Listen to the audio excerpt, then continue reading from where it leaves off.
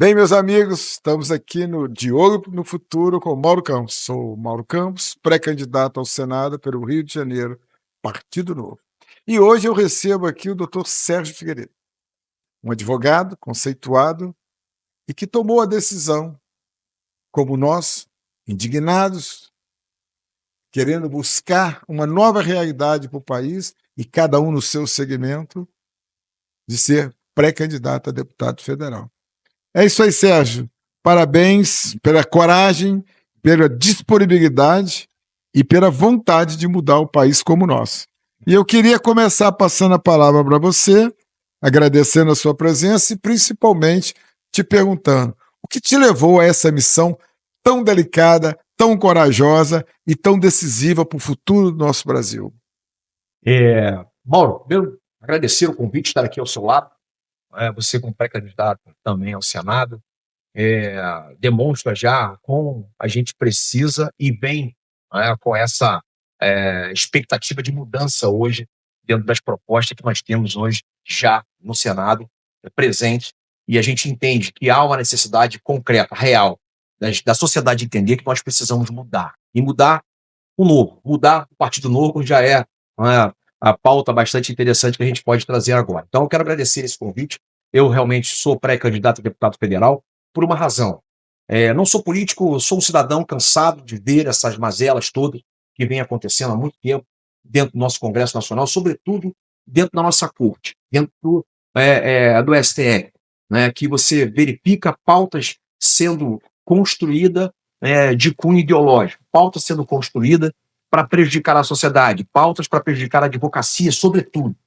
Então, desrespeito total à advocacia. Exato. Então, e você vê quem nos representa, eu não falo mal da OAB, mas eu falo mal dos representantes que lá estão, sem qualquer bandeira em defesa da advocacia. Então, aí nasce uma vontade de ajudar o advogado e a advogada e os futuros advogados e advogadas que são estudantes de direito. E eu começo isso de forma muito pequena e acabou tomando uma proporção muito grande a nível nacional. Então, essa prerrogativa hoje, para você ter noção, os advogados, muitas das vezes, chamam Sérgio Figueiredo para poder advogar para eles em defesa de suas prerrogativas. Ok? Muitas das vezes nem procura a OAB, procura o Sérgio Figueiredo. Que ótimo. Eu virei um call center de violação de prerrogativa. Deve estar tendo trabalho demais, que é no Brasil inteiro, né? Em todas as instâncias, o que é pior. Exatamente. E me tornei uma pessoa querida no Brasil. Então, eu venho candidato federal pelo Rio de Janeiro, mas eu teria condições total de vir pelo São Paulo, por Minas Gerais, por Nordeste, pelo Norte, que eu sou muito bem recebido pela advocacia. Mas optei pelo Rio de Janeiro em razão de ter nascido aqui, claro, de estar aqui, mas a minha atuação é a nível nacional, mesmo como deputado federal. Não, eu estou dizendo que você escolheu o Rio de Janeiro e é bom para nós, até porque talvez o Rio de Janeiro seja um dos estados que mais precise de mudanças. Sim. Até para pegar o histórico político do nosso estado, a LERJ, governadores e tudo mais, você vê que nós estamos realmente na rabeira da moral e dos costumes em termos políticos no estado, e precisamos muito. E essas mudanças só virão através de legislação em Brasília. Isso. Claro, os nossos deputados, a nossa turma do Rio tem que estar aqui amparando, mas nós precisamos mudar essa situação de forma legal para que a gente possa intervir de forma construtiva e as mudanças saiam e venham para o Rio de Janeiro, como todo o Brasil. Sim, né? A sociedade precisa entender de uma vez por todas que a vontade emana do povo. Isso é uma garantia constitucional, está lá na Constituição. Não querer ser técnico, né, para construir essa ideia, essa narrativa, né, que é iniciada aí pelo Mauro, mas a vontade emana do povo, né? As decisões emanam de você, mas de que forma? Pelo voto. Então não adianta você querer manter o seu voto naquela velha política e naqueles velhos políticos que estão sempre envolvidos na corrupção. O Estado do Rio de Janeiro é um Estado histórico afundado em corrupção, em todas as esferas, seja no Estado, seja na Câmara, seja com deputados estaduais, seja, né, dentro dos governos, seja dentro dos municípios. E até onde nós vamos, até que momento a gente vai parar, né, para analisar, perceber que nós estamos errando no nosso voto e começar a mudar isso. Então a gente precisa construir, né, uma ideia, e o povo tem mudado. Eu tenho percebido nas Sim. eleições, né, no meu município principalmente, a gente deu oportunidade quem nunca esteve e nunca andou. E mudou, e realmente mudou, né. Tiramos uma turma que sempre alternava a sua atuação dentro do município, como prefeito, colocamos uma pessoa de fora que nada tem a ver, nunca passou por lá, ganhou e fez a diferença. E é isso. Então a sociedade precisa entender, que tem que dar oportunidade, precisa mudar, e essa mudança não vem da gente. Vontade a gente tem, agora precisa que essa vontade seja legitimada por aquilo que prevê na Constituição, né, porque, o poder emana do povo. O poder é seu, é o voto. Você vê que é tão capaz, você deu um exemplo maravilhoso na sua cidade, e a gente está vendo aqui no Rio de Janeiro. Teve essa intervenção, foi para lá um desembargador que eu não conheço, e ele está fazendo a diferença. Pelo que eu já ouvi falar, demitiu não sei quantas pessoas, já economou não sei quantos milhões, e esses dias eu vi uma declaração dele que ele pegou o Estado com 5 bilhões de déficit e quer entregar em dezembro com 5 bilhões positivo. Ele não vai fazer uma afirmação dessa, uma declaração dessa, se ele não tiver embasado nesses 2, 3 meses que ele está lá. Gestão. Gestão. Gestão. Mais do que gestão, honestidade. Porque quando você tem um ralo, você não consegue segurar uma água numa peneira, que ela está vazando. É o que acontece no Brasil. Nós temos uma carga tributária que ninguém suporta mais e nunca é suficiente, porque quanto mais cobra, mais desviam. E sem contrapartida. Não, e não entregam. Sem contrapartida. Não, e vaza tudo. É isso, sem contrapartida. Exatamente. Entendeu? Então não entregam. Eu falo muito, o político, nós chegando lá, se Deus quiser, nós temos um compromisso, porque nós vamos ganhar salário e vamos ter que corresponder e entregar por isso. Por isso que o Novo, nosso partido, tem outra proposta de governo, que é focado no caso dos senadores, deputados e vereadores, legislar e fiscalizar. Sim. E parece que a velha política esqueceu a palavra fiscalizar.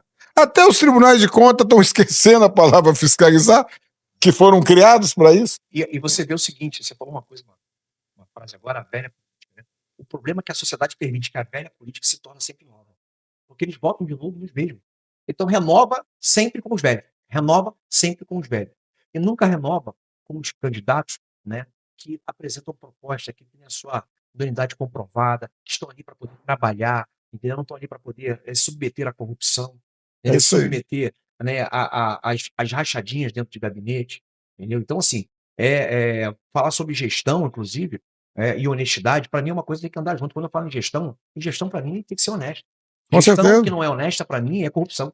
Então, Não. quando se fala em gestão, para mim é automático. Se fala em gestão, se fala em honestidade. A exemplo disso é o Zema que consertou Minas Gerais. É isso aí. Entendeu? Eu conheço Minas porque a minha família é de Minas. Eu sei. Eu também tenho Eu família. nasci no Rio de Janeiro, mas eu convivo há 50 anos com Minas Gerais. Mesma Os meus coisa. avós maternos e paternos são mineiros, sul de Minas. Entendeu? Minha família, meu tio juiz em Minas Gerais. Eu conheço Minas na palma da minha mão. Então eu sei o que foi Minas Gerais na gestão antes de Zema. Exatamente. Entendeu? Então o Zema chegou, trouxe uma administração ímpar, trouxe uma administração voltada para solucionar o Estado que estava falido. Como o terceiro maior colégio eleitoral do Brasil, falido. E resolveu o problema.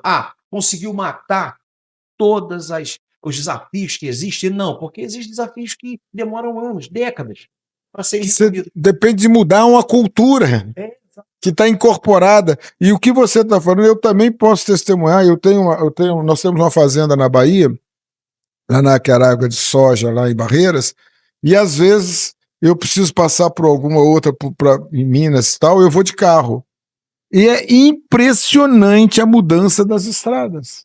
Qualquer cidadezinha lá, você vai lá, tem um aeroporto, porque sem aeroporto não tem desenvolvimento. É asfalto, é duplicação, é obra o tempo inteiro. Então, quer dizer, é diferente. Aqui você não consegue umas estradinhas simples, mão única, não tem nada, é uma pobreza. E você não tem o que retornar dos nossos impostos. Eu vou fazer uma audiência ontem em São João de Meriti. E aí você vê como a estrada é ruim. um asfalto péssimo, entendeu? Gestão, Ah, não, gestão, não existe. E gestão. Então, o Rio de Janeiro precisa mudar. O Rio de Janeiro precisa perder a fama de que aqui só existe corrupto, em razão do histórico citado pelo próprio ministro Dino, do STF. É vergonhoso, eu discordo de quase tudo, mas algumas coisas eu tenho que concordar, porque a fala dele é uma fala real. É vergonhoso. O Rio de Janeiro, os últimos governadores estarem presos, a quantidade de deputados estaduais presos, a quantidade de deputados federais que no Rio de Janeiro estão presos, envolvidos em corrupção. não, é impressionante. Entendeu? Então, assim, o voto, o poder emana do povo, mas o povo tem que administrar isso. Vocês têm mais importante, o maior poder chama-se voto. Não permita, né, que isso, pô, esse dia tão importante na sua vida, lá em outubro, transforme a sua vida num caos. Cara. Não, e outra coisa, e muitas pessoas recebem aquele famoso, na hora da urna lá, a grana, o compra-voto. Esses dias eu tive num lançamento da candidatura de um colega nosso a deputado estadual e o pastor que estava lá falou a questão do...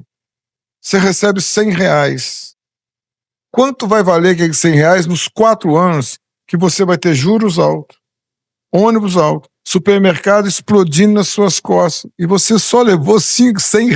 Não, e eu vou mais. Onde está o seu lucro? Você acha que você está levando vantagem?